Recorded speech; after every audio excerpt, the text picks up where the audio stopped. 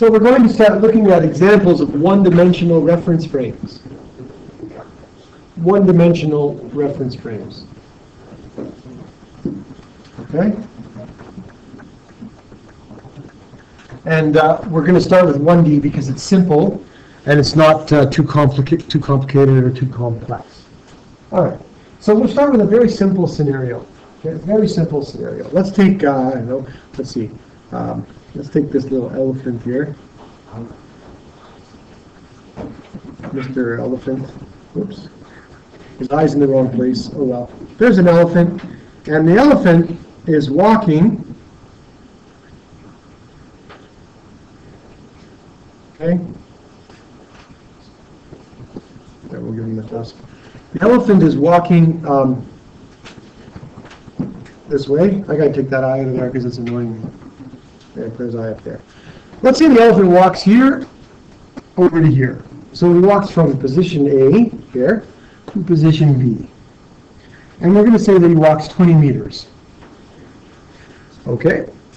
So nice and simple, the obvious first. How far has the elephant walked? 20 meters. We could say that the distance covered by the elephant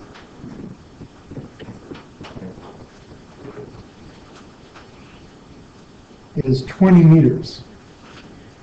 Now, I want to ask you if you could tell me anything about the displacement of the elephant, remembering what displacement actually means.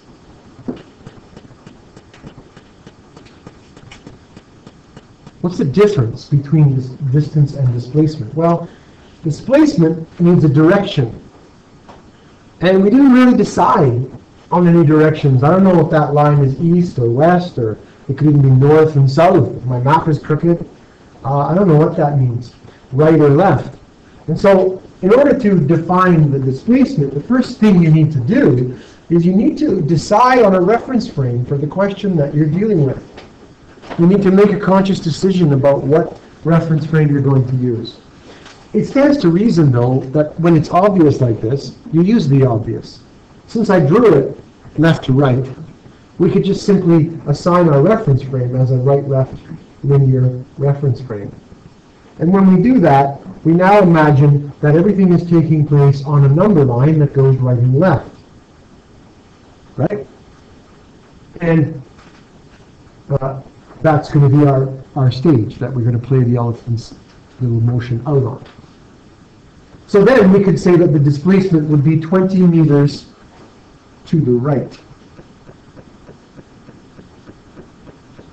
So you see why it's important to define your reference frame. Many questions, the reference frame will be just built right in and obvious. You don't actually have to write this down. It's not like you have to have step one and write it. It's not part of your solution, but it is part of your thinking process. So this part here has to be thought about, even if it's obvious. It might take you 1 second to figure it out. It might take you a couple of minutes as it gets more complicated. But you still have to think about it. Okay? All right. So that's that. Now, I want you to imagine something else. All right? Let's imagine that you have a house here, and you're at your house, and you leave the house, and you walk down the driveway. Then you start walking down the street over here, and after a little while, you get down the street, and your mom drives by in the car, and she picks you up. So you get in the car with your mom, and she drives you to the airport because it's your birthday and it's a surprise. She's taking you to Jamaica for your birthday. So you get on the airplane and you fly to Jamaica, wherever Jamaica would be. And while you're in Jamaica, you're stopping at the resort, but you're taking an excursion up into the mountains and over into the rainforest, having a great time, walking all over Jamaica. And then a week later, you're back in the plane, come back to the airport. You drive back here, your mom picks you up, stops at Walmart for something, and then takes you back home, and sure enough, there you are, back at home, a week later. Okay? Think about the distance that you've come. Thousands of kilometers, right? Thousands of kilometers of distance. The distance covered is very large, but I want you to think about the displacement. What would be your final displacement The word displacement means displaced. How far away you are from where you started. When you move something, right? If something is here and you move it to there, you've displaced it this much. So what you're trying to get across to people is where you are now compared to where you started. Well, where did you start? At home. Where did you finish? At home. So your displacement is actually 0. You are not displaced at all from your starting point after this is all over. It's hard to believe that your displacement would be 0 when you've traveled thousands of kilometers, but it is true. Now the way you can understand that is by thinking about all the motions and movements. Because displacement involves direction, right? 5 kilometers this way is not the same as 5 kilometers that way when you're talking about direction. In fact, if you moved up and then you up this green line and then you move back down the other green line, they would cancel each other out and you'd be back where you started. So it's true that you did walk down your driveway this way, but on the way home, you walked back up your driveway, so it cancels it out. And it's true that you drove down the street this way, but on the way back home, you came back down the street this way. Even if you chose a different path, like this one, for every arrow on the path going in a certain direction, somewhere on your path, there must be another one that cancels it out. Otherwise, you could never end up back in the same place you started. So all the motions and arrows that you did over in Jamaica, all of the arrows on your trip, wherever they are, you can find an identical arrow in the opposite direction somewhere else on your trip, which cancel out. If you didn't, if there was an arrow left over, that arrow would mean you couldn't end up back where you started. So when you end up back where you started and you consider the directions, you can see how your total displacement can cancel out and become 0. So it's a very important distinction between displacement and distance. Another example would be if you're running the 400 meter. You start here, you run around the track. After you're done, you stop right there. You've covered 400 meters of distance as you go around the track, but your position at the end is exactly the same as your position at the beginning, so you have not displaced your position at all. So what we're saying is that another way to think about displacement is a comparison, or perhaps another way to put that would be the difference between, maybe that's a better way to put it, because when we say difference, that means we're subtracting into the difference between your starting position or your initial position and your final position. What's the difference between them? That's another way to think about displacement. In fact, the word position is a sort of a synonym for displacement. It means the same thing. You can say position as well as your, because it basically means your place in space. And if you change your position, that's a displacement. So those two words can be used kind of the same. All right, so now that we have a better handle on distance and displacement, let's look at a couple of examples of how we might use them to solve a problem that's just a little tad more complicated. Let's say that our elephant isn't just walking 20 meters and that's it. Let's say the elephant does this. Let's say that first he walks 20 meters to the right. But then, after that, he decides to walk another 15 meters to the right. And then he's not happy, so he turns around and he walks 8 meters to the left. And then he walks 6 meters to the right, and he finishes up by walking left again 12 meters. So he's sort of walking back and forth. Whoops, that's supposed to say left. He's walking back and forth along a line. So his motion is still linear. He's still moving. So he's basically walking on the number line, right?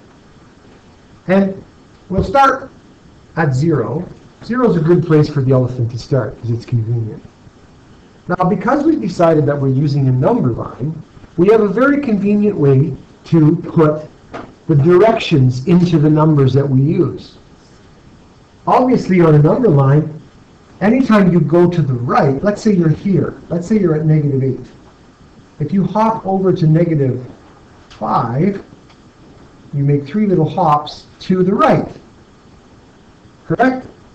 Which means it's like adding 3 plus 3, 3 hops to the right. We're still on the negative side of the line, but that doesn't matter. The fact that you're going this way means that it's a positive move. And if you add 3 to -8, you end up at -5. Same thing over here. If you're at 4 and you make 2 hops, you will be 4 plus 2 will give you 6. So adding, or positive numbers, mean moving to the right on the number line. It's very cool. If you go the other way, if you start at 4 and you hop back to, say, that might be, well, I have to do 2. It's not very good scale, but you know what I mean. That would be subtracting 2 to go the other way. So what we basically understand is that any movement to the right is plus, any movement to the left is minus. So now I can translate my English words into mathematical numbers that actually have direction. It's the first time we've done this. So I got to make sure I got them all there. The first one, I'll do it a different color. 20 meters to the right translates into positive 20 meters, plus 20. And then 15 meters to the right is plus 15 meters. 8 meters left, minus 8. 6 meters right, plus 6. So every time I see the word right, I use a plus.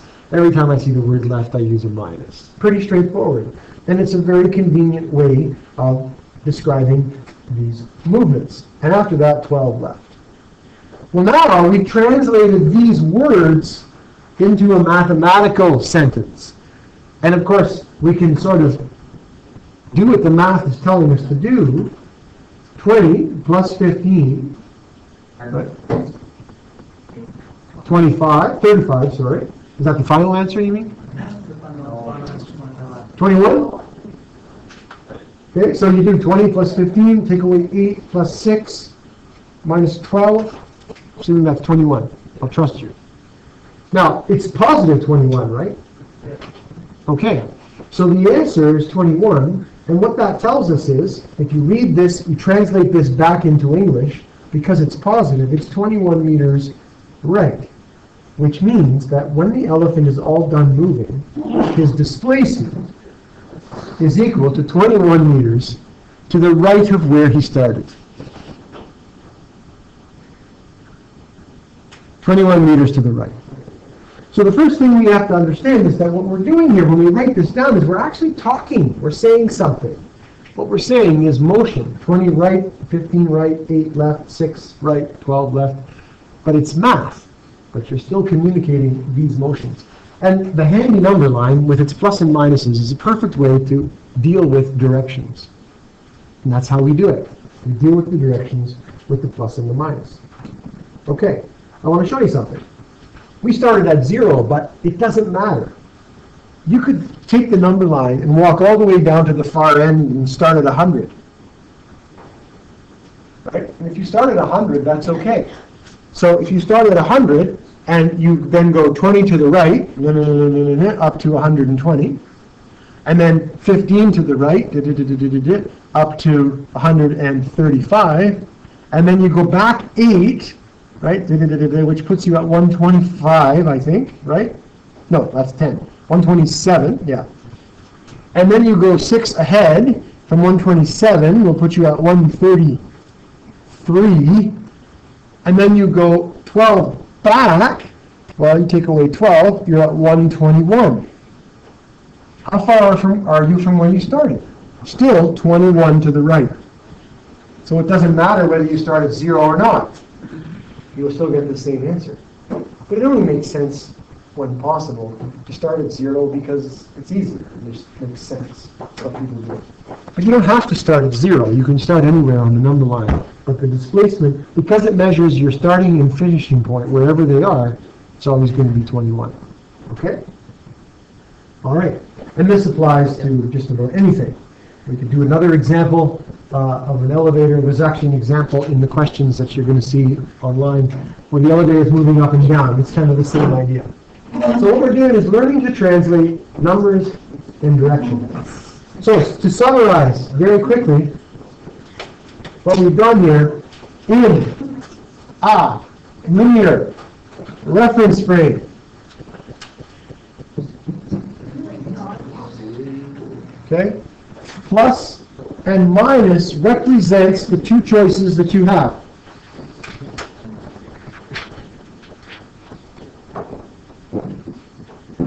Whether it's left and right, up and down. And here's the other cool thing. If you go back here and you decide that I don't like this reference frame, I want to be weird, and I want to have a number line that runs backwards.